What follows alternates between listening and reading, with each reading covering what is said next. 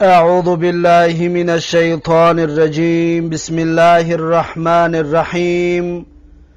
الحمد لله، الصلاة والسلام على رسول الله وعلى آله وأصحابه، ثم أما بعد. السلام علیکم و رحمت الله و برکاته. برادران و خواهران و دوستداران آموزش زبان عربی، الحمدلله که ما و شما از کتاب تعلیم زبان عربی 77 درس گرفتیم و بنده حالا باشد میخواهم درس 78 را به سمع شما برادران و خواهران و دوستداران آموزش زبان عربی تقدیم و پیشنهاد بگردانم.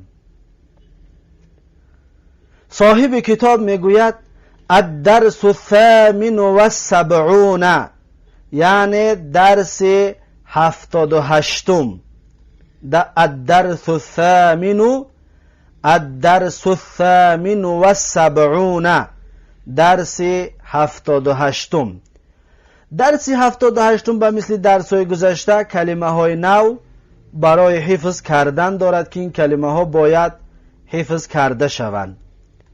صاحب کتاب میگوید اولین کلمه که میارد کفون. کفون ما و شما با توجه میگیم کفی دست. کفون یعنی کفی دست، چطوره که در صورت هم دیده ایستاده، اینو میگد کف یعنی کفی دست. جمعش میشود کفوفون. کفوفون یعنی کفهای دست یا کفها، جمعی کفون. بعد از این میگوید اصبعون. اصبعون یعنی انگشت، یا میگیم چلیک، چلیک دست یا چلیک پا. اصبع میشود چلیک یا انگشت. و کلمه اصبع کلمه هست که این را کسی عربی را بداند و نداند غلط نمی کند. چرا؟ زیرا اینکه این اصبع را 10 نمود خواندنش جایز است. دقت بتید. اس همزه را اول کسره میکنیم چطوری که هست اس، این برا یکم فتحه کردیم اصبعون 1 نمود شد. اصبعون 2 نمود شد. اصبعون 3 نمود شد. دقت دادید؟ همش همون چلیک، همون انگشت گفتگی مون، معناش دیگر نمیشه، فقط گفتن همین طور جایز است. این همزه را بگی فتحه بمون، بگو اس. همزه را بگی فتحه بمون. اصبعون، اصبعون، اصبعون. 3 تا دیگر با اون 3 تا اول چند تا شید؟ 6 تا. 6 نمود گفتنش جایز بوده است. باز این همزه اول رو بگیر ضمه بته، بگو اوس. بعد بگو اصبعون 7 نمودش.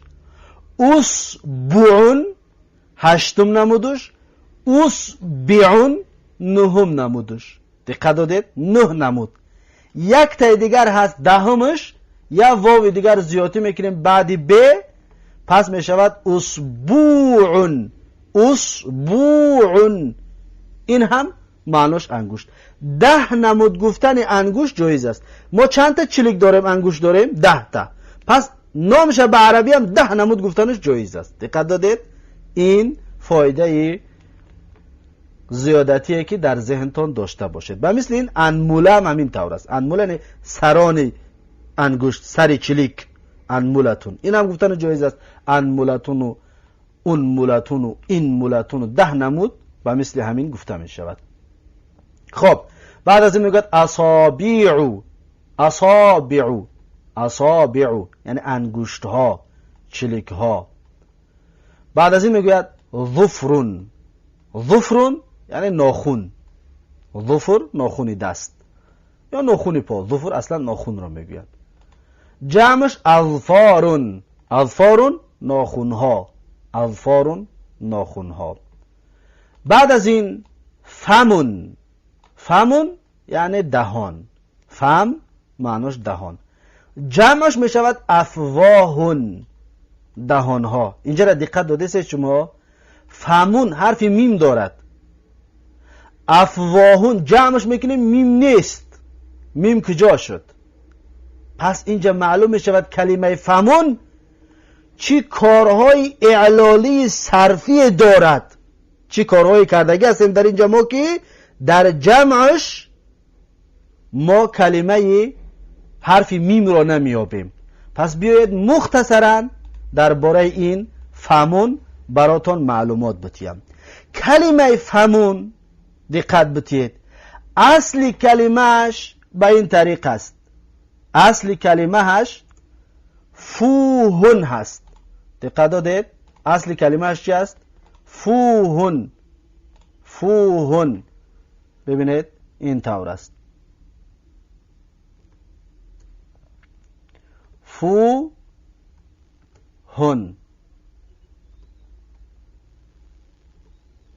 دیدید؟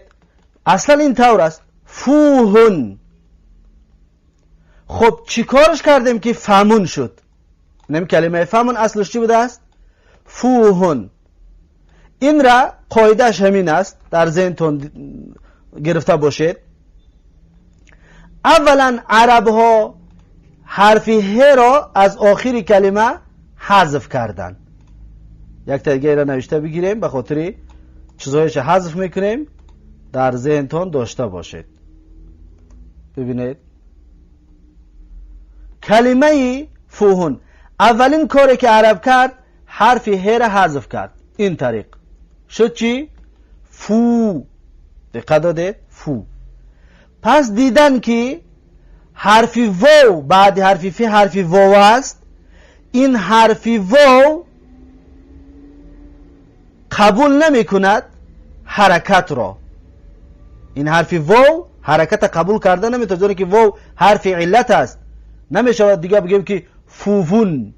این طریق فوون، زیرا که واو حرکت قبول نمی کند. پس عرب گفت که این واو ما قلب به میم میکنیم. پس گرفتن میمش کردن، این طریق گرفتن میمش کردن، شد چی؟ فمون. دقت دادید؟ اکنون فمون. این فمون در اصل چی بوده است؟ فوهن. این میمه که میبینین در کلمه فمون، این اصل واو هست، حذفش کرده است.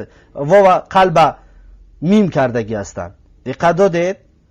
اکنون یک از ما را سوال بکند از کجا دانستیم که این واو هست؟ میگیم از جمع شوخی. جمعش ببینید، افواهن همه کلمه هاش هست. ببینید همه حرفاش هست. فوهن ف و واو و ه بود. فوهن ف و واو و ه. پس ببین ف هست، اف ف، اینا واو، واو هست، اف وا، اینا ه، ه هست. دیدید؟ وقتی که ما جمعش کردیم اصلش برمیگردد. پس میگیم افواهن. دقت دادید؟ افواهن. نمیگیم که اینجا دم یک نازکی دیگر را دقت بتید. در اینجا ما نمیگیم که افوا یا اف، این واو قلب میم نمیکنیم دیگه. اول دمو قلب میمش کردیم کو، اینجا دمو دیگه قلب میمش نمیکنیم. نمیگیم که اف و اف ماهن. دقت دادید؟ اف ماهن دیگه این طریق نمیگوییم. یعنی دیگه اون واو این واو قلب میم دیگر نمیکنیم. دقت دادید؟ این نازکی کلمه فمون. این نازکی کلمه فمون. اما اف ماهن این غلط است. این طور گفتنش جایز نیست. اف ماهن بگم اون اف واهن بود، واو رو ما قلب میم کردیم، با هم میم بیستد؟ نه، میم نمیستد. دقت دادید؟ این را از اینجا حذف میکنیم و فقط کلمه فوهن اصل کلمه که هست در کتاب انشاءالله اینش هم داخل قوس چاپ خواهد شد با یاردم و کمک الله تبارک و تعالی. پس کلمه فهمون اصلش چی بوده است؟ فوهن. دقت دادید؟ اصلش چی بوده است؟ فوهن.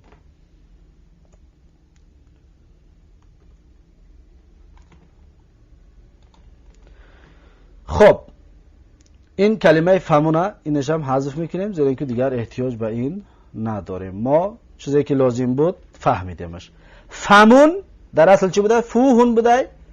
خیر عرب بدون قاعده حذف کرد، واو قلب میم کرد، شد فمون. جمعش افواهن. همچنین جمع اصل کلمه دا برمیگردد، با صیغه تصغیرش هم به اصل کلمه برمیگردد. بگوی دهنچه، دهنچه به این طریق میگوی فویهن. ببین فویهن یعنی که باز اصل کلمه مونده، ف و و ه در اصلش هست. هر کلمه را که میخواهید اصلش پیدا بکنید به چند طریقه دارد. یکی جمع میکنیم اصل حرفش برمیگردد، یکی تصغیر میگن تصغیرش میکنیم اصل کلمه هاش برمیگردد. خب این بود معلومات مفید درباره فهمون. خب میگذاریم به کلمه بعدی. میگه لسانون. لسانون یعنی زبان. لسان زبان، زبانی که در دهان داریم، چی زبان انسان باشه چی زبان حیوانات، هر چی که باشه زبان. السینتون زبان ها، السینتون زبان ها جمعش. بعد از این میگه اذنون. اذنون یعنی گوش. اذن گوش، همون گوشه که هر یک انسان و حیوان هر چی که دارد انا همین گوش. اذنون گوش. میشود بگیم اذنون. اوذو زورا ضمه دادنم جایز است. اذنون یا اذنون هر دوش جایز است. میشود زالا ساکن کنیم بگیم اذنون، میشود ضمه بتیم بگیم اذنون، هر دوش جایز و درست است. جمعش میشود آذانون گوش ها. آذانون گوش ها. بعد از این میگوید کذبه. کذبه یعنی دروغ گفت. کذبه دروغ گفت، دروغ گفت، فریب کرد.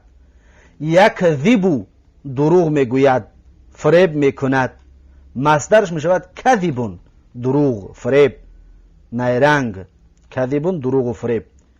اکنون کذب یکذبو از 22 باب صرفیه که ما و شما خواندیم از باب دویم هست، از باب ضرب یضربو هست. کذب به مثل ضرب، یکذبو به مثل یضربو از دویم بابی 22 باب صرفی است، از باب ثلاثی مجرد است. بعد از این میگوید حفظ لسانه. حفظ لسانه یعنی زبانش را حفظ کرد. حفظ لسانه یعنی زبانش را حفظ کرد، زبانش را نگاه داشت.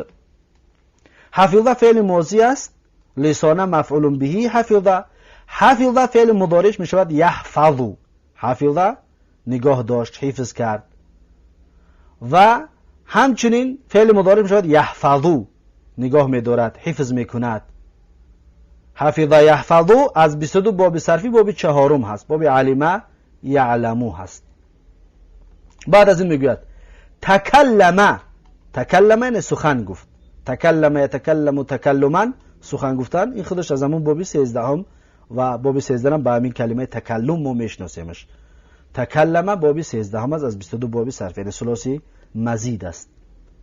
بعد از این میگوید مستحیلون. مستحیلون یعنی ناممکن، یا میگه محال است. مستحیل است، ناممکن است. مستحیل به این طریق ترجمه میشود، ناممکن یا محال یا مستحیل شم میگن. بعضی دوم میگن این کار مستحیل است، یعنی ناشیدنی است این کار. بعد از این میگوید تغیره. تغیره یعنی تغییر یافت، تغییر کرد، دگرگون شد. تغیره تغییر یافت، تغییر کرد، دگرگون شد. فعل ماضی است. یتغیرو فعل مضارعش تغیرن مصدرش می شود و از 22 باب صرفی باب 13 هم است، باب تکلم یتکلم تکلما هست. تغیر یتغیرو تغیرن از باب 13 هم از باب ثلاثی مزید است. بعد از این میگوید صرفه. صرفه به معناهای گوناگون میاد، به معنای صرف کردن. صرفه یعنی صرف کردن یا بکار بردن یا خرج کردن.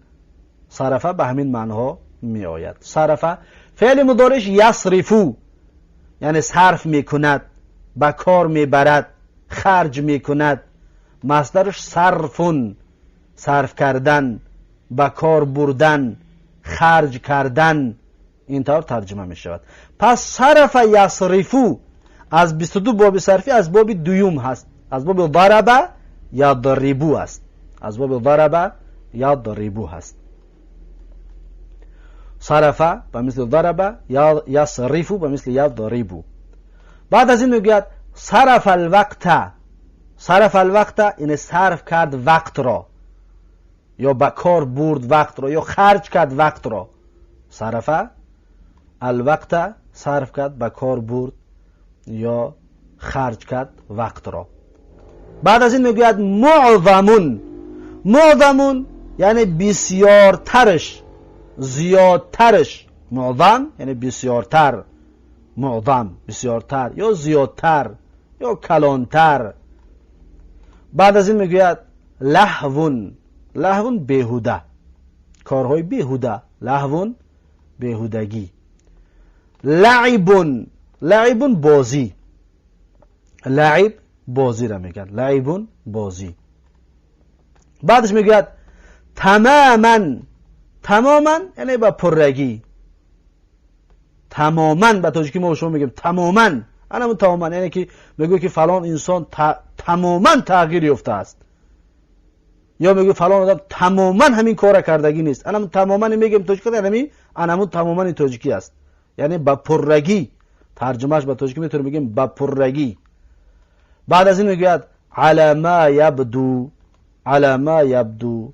علی ما یبدو بنا بر آن چیزی که آشکار می شود. اگر ترجمه تحت لفظی کنیم بنا بر آن چیزی که آشکار می شود، اما بهترش بگیم از افتکار یا از افتش. از افتش. علی ما یبدو از افتش. بعد از این میگوید غریبون. غریبون یعنی غریب، عجیب، شگفت زده. غریب، عجیب. بعد از این میگوید اساء الی. اساء الی یعنی بدی کرد به. الی یعنی بعدش چه کلمه می آید؟ اساء به معنی بدی کرد، نااحترامی کرد. بعدش میگوید توقع.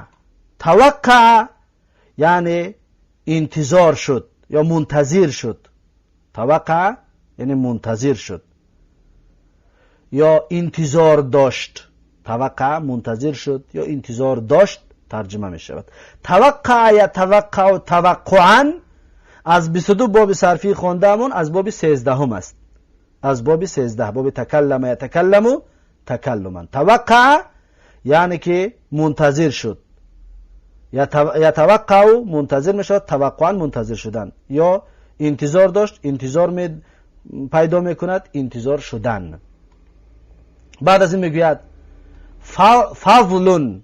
فضل به معنای فضیلت، نیکویی یا لطف و محبت یا برتری. فضل به معنای برتری هم میاد، یعنی بالاتر، به معناهای گوناگون میآید. بعد از این عیب علیک. عیب علیک یعنی عیب یعنی ننگ، یا میتونه بگیم آر، شرم. علیک بر تو یعنی ننگ باد بر تو. عیب علیک ننگ باد بر تو، یا آر باد بر تو، یا شرم باد بر تو. این طور ترجمه می شود. بعد از این میگوید یمکنو. یمکن یعنی ممکن است. یمکنو ممکن است، فعل مضارع است. فعل ماضیش امکنه.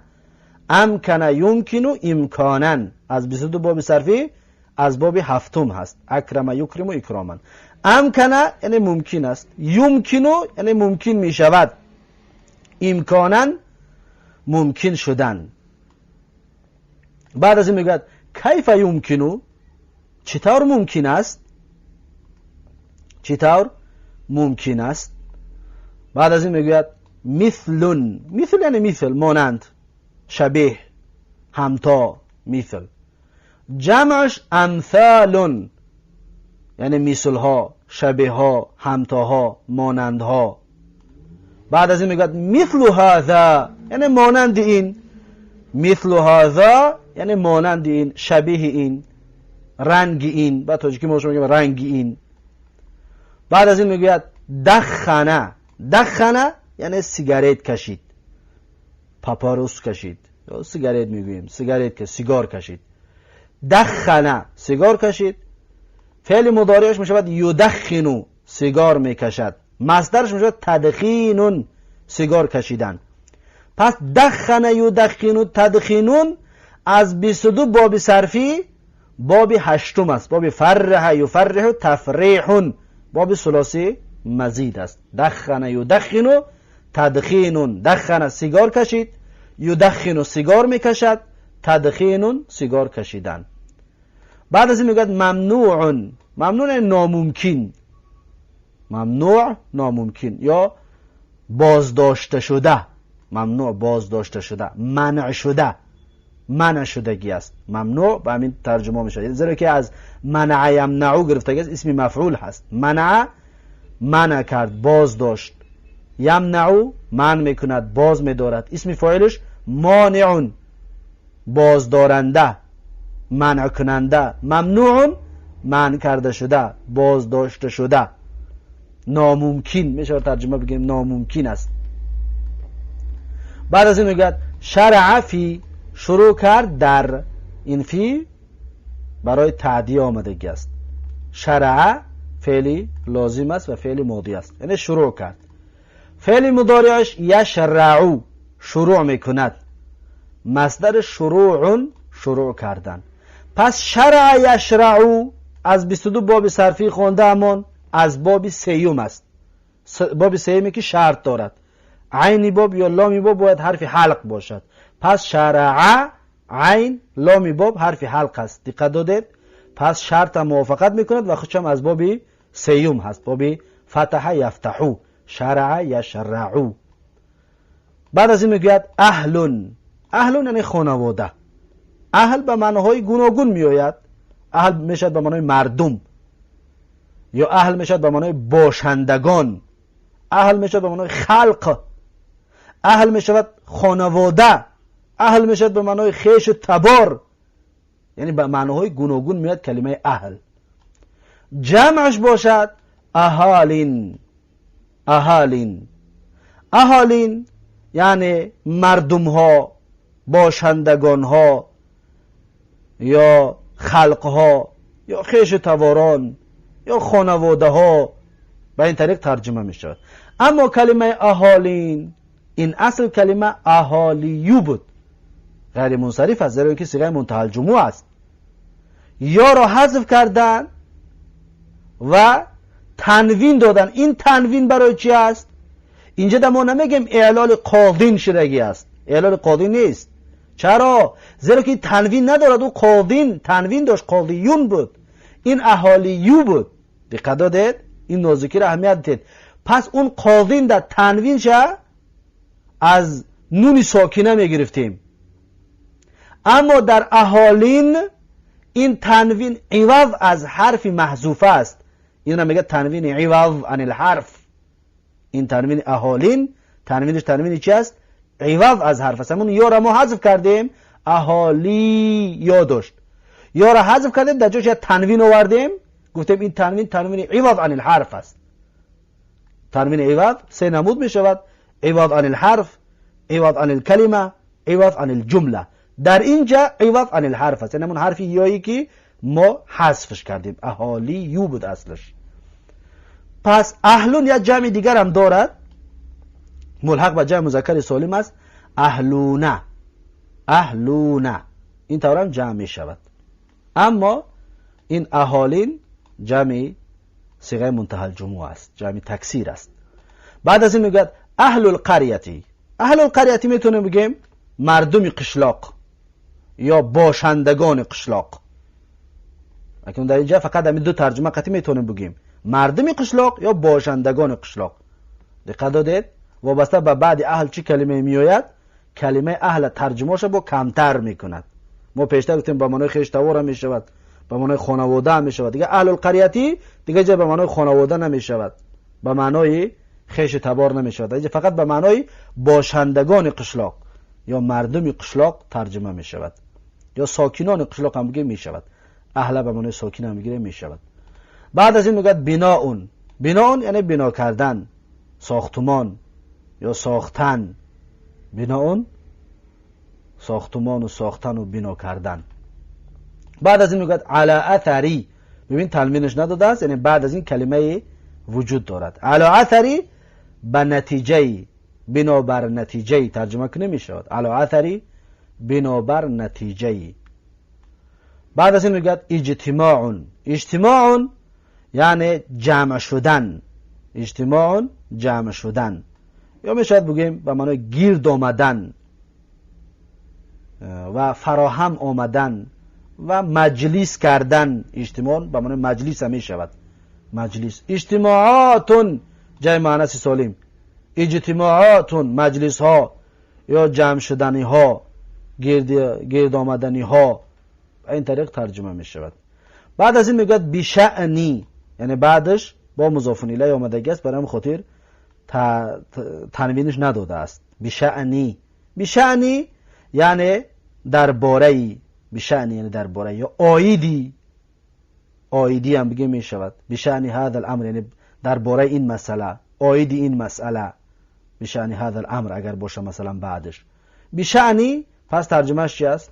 درباره یا آیدی یا در مسئله ای. بعد از این میگوید عقد الاجتماع. عقد الاجتماع، عقد کرد مجلس را، عقد کرد جمع شدن، بگیم جمع آمد را یا گرد آمد را. دقت دادید؟ عقد کرد یعنی که سازش کرد. عقد به معنی عقد کرد، سازش کرد، پیمان بست. فعل مضارعش یعقد، عقد میبندد، پیمان میبندد، سازش میکند. عقدون سازش کردن، پیمان بستن، عقد کردن. یا میشه به معنی عهدم بگیریم، عهد کردن. عقد به معنی عهد میشود. پس عقد یعقدو از 22 باب صرفی باب دوم هست. باب ضرب یا ضربو است. عقد به مثل ضرب، یعقدو به مثل یضربو. بعد از این میگوید کسولون. کسولون یعنی تنبل. کسولون تنبل. این کسولون صیغه مبالغه است، مذکر و مؤنث یک است. مردم باشد کسولون میگیم تنبل، زنم باشد کسولونش میگیم. زیرا که این صیغه مبالغه هست، مذکر و مؤنثش یکسان و برابر هست. بعد از این میگوید کسولون بسیار تنبل. اما اگر مذکر شه میگیم کسلانو. کسلانو. مؤنثش کسالا. اما این کلمه کسول، خیلی همین کلمه چطور که دیده سید، کسولون، این صیغه مبالغه هست، مردک و زنکش یک است، مذکر و مؤنثش. بعد از این میگه فیما اعلمو، در آن چیزی که میدانم، یا بنا بر آن چیزی که میدانم. فیما اعلمو، در آن چیزی که میدانم، یا بنا بر آن چیزی که میدانم. پس این هست کلمه های نوی درس 78. پس با همین کلمه های نو به آخر رسید. میگذاریم به حوار و گفتگوی درس 78. صاحب کتاب میگوید یا ایها الولد المسلم احفظ لسانك من الكذب. یعنی ای جوان مسلمان، حفظ کن زبانت را از دروغ. یا ایها الولد المسلم احفظ لسانك من الكذب. ای جوان مسلمان، حفظ کن زبانت را از دروغ. بعدش میگوید یا ایها الاولاد المسلمون احفظوا السنتكم من الكذب. ای فرزندان مسلمان ها، نگه بدارید زبانهایتان را از دروغ. یا ایها الاولاد المسلمون، ای فرزندان مسلمان ها، احفظوا السنتكم من الكذب. نگه بدارید، حفظ کنید، خودداری کنید زبانهایتان را از دروغ. بعدش میگوید الکاذب ملعون فی کتاب الله. یعنی دروغگو، الکاذب، کذب یکذبو، اسم فاعلش میشود کاذبون، کسی که دروغ میگه، اسم فاعل. الکاذبو یعنی انسان دروغگو، آدم دروغگو. ملعون یعنی لعنتی است، لعنت کرده شده است. فی کتاب الله، در کتاب الله سبحانه و تعالی. الکاذب ملعون فی کتاب الله، دروغگو لعنتی است در کتاب الله. بعدش میگوید التلمیذ المؤدب لا یکذب ابدا. یعنی شاگردی با ادب، شاگردی با اخلاق، لا یکذب ابدا، دروغ نمیگوید هیچگاه. لا یکذب ابدا، دروغ نمیگوید هیچگاه. التلمیذ المؤدب نعت منعوت صفت موصوف، لا یکذب ابدا جمله خبری التلمیذ مبتدا، لا یکذب ابدا جمله خبرش می شود. ابدا این ظرف است. بعد از این میگوید بالاذن نسمع و باللسان نتکلم و بالفم نأکل، یعنی که با گوش میشنویم و با زبان سخن میگوییم و با دهان میخوریم. دقت دادید؟ بالاذن یا بالاذنی هر دو وجه خوندن جایز است. اذنی یا اذنی. بالاذنی یعنی با گوش، نسمع میشنویم، و باللسان نتکلم و با زبان سخن میگوییم، و بالفم نأکل با دهان میخوریم. فمی این میم در اصل چی بود؟ این واو بود، قلب میمش کردن به خاطر اینکه واو حرکت را قبول نمی کند. این قاعده را فراموش نکنید. بعد از این میگوید لکل کف 5 اصابع و لکل اصبع ظفر. دقت دادید؟ میگه لکل کف، یعنی هر یک کف دست 5 اصابع 5 انگوش دارد، و لکل اصبع اسبوعین هر چی که بگیم ممکن است، 10 وجه گفتیم خواندنش جایز است. و لکل اصبع ظفر، و هر یک انگوشت ناخن دارد. لکل کف 5 اصابع، هر یک کف 5 انگوش دارد، و لکل اصبع ظفر، و هر یک انگوشت ناخن دارد. بعد از این میگوید اد عادل الامتحان بنجاح. اد عادل الامتحان بنجاح، ادا کرد، ادا یعنی ادا کرد، سپارید، عادل امتحان را با کامیابی، بنجاح با کامیابی، با نتیجه پیروزی کامیاب شد، امتحان گذشت. اد عادل الامتحان بنجاح، سپارید عادل امتحان را با کامیابی. اکنون میگوید هذا مستحیل انه کان فیما اعلم تلمیذا کسولا کثیرا ما یتخلف عن الدروس و یصرف معظم اوقاته فی اللهو واللعب. غریب. وقتی که شنید که عادل از امتحان گذشته است، عادل را میشناخته است، این انسان تعجب کرد، گفت که هذا مستحیل، یعنی این محال است، این ناممکن است. انه کان، هر آینه همون عادل بود، انه هو برمیگرده به عادل، عادلون این به عادل برمیگردد. انه کان، هر آینه بود همون عادل، فیما اعلم میگه در آن چیزی که میدانم، یا موافق به چیزی که میدانم، بنابر چیزی که میدانم. تلمیذا کسولا کثیرا ما یتخلف عن الدروس، یعنی شاگردی تنبلی که بسیار وقت دیر میکرد از درس ها. کثیرا ما بسیار وقت، یتخلف عن الدروس خفا میماند از درس ها، دیر میکرد از درس ها. یا عن، یتخلف عن را به معنای تعدیه بگیریم، اگر یتخلف عن الدروس یعنی دیر میکرد درس را، دیر میکرد درس را، اما دیر میکرد از درس بگیم بهتر است، یعنی عن را ترجمه میکنیم، هر دو وجه هم جایز است.